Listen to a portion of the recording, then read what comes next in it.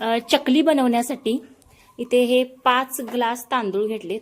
या ग्लासने 5 ग्लास हे राशनचे तांदूळ घेतलेत आणि बाकी भाजणीचे जे साहित्य आहे डाळ वगैरे ते दाखवते.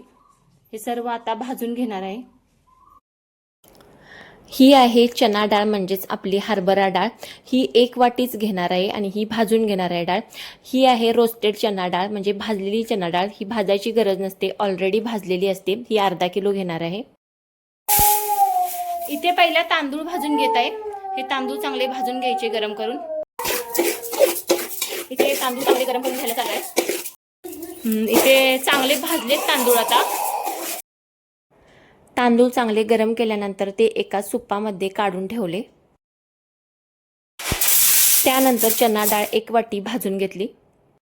इथे थोडेसे शाबू सुद्धा त्याच्यामध्ये भाजणीमध्ये घालत आहे.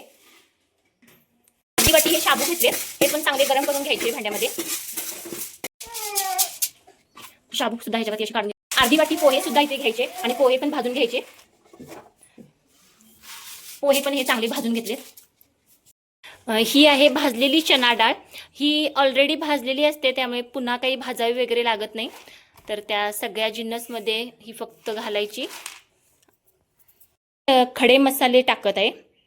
तर ह्याच्यामध्ये आता हा ओवा टाकला. थोडेसे धने टाकायचे. थोडेसे जिरे टाकायचे. खडे मसाले हे कमीच टाकायचे, थोडे थोडे.